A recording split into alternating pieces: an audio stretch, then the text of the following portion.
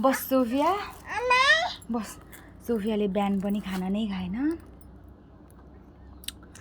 अनि बिहान पनि खाना खाएन अनि त्यस पछाडि हिजो पनि खाना खाएन अनि अघि बिहान पनि खाना नै खाएन क्या। अनि त्यसरी अहिले दिउँसो खाँदा पनि खाना खाएन अनि के रुकुरी गरो जुस खान्छ अरे।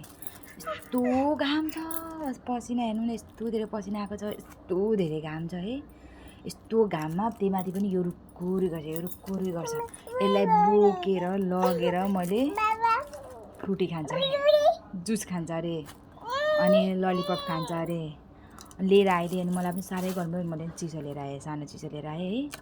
अब यस्तो भन्छ जुस पनि भन्नु आउँदैन है खान्छु भन्छ हो।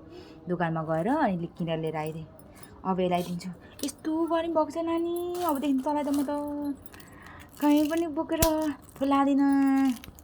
हेर त पसिनाले कस्तो हुन्छ टन्डै मरेँ म त गर्मीले। पहिला म खान्छु ल अलिकति ल तिमी यदि देखाएन ए रिसाएको हेर न ए अरे लु खाऊ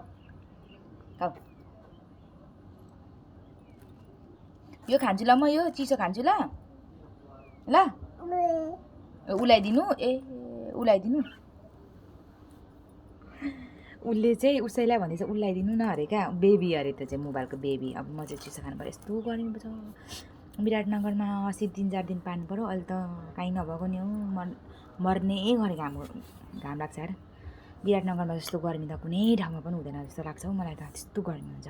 सिनेहरू कति तर चुहेको छ तँलाई बोक्ने भएर तँलाई बोकेर लगेर वहाँ पर पुगेर बोकेर लिएर यहाँ जुस किनिदिने भएर फ्रुटी किनिदिने भएर मलाई हट ट्याकै आयो झन्डै। अबदेखि त तँलाई बोकी चाहिँ मलाई लान्न है कहीँ गर्मीले हेर्नु कस्तो पसिना छ हाम्रो यस्तो पसिना आएको छ यार।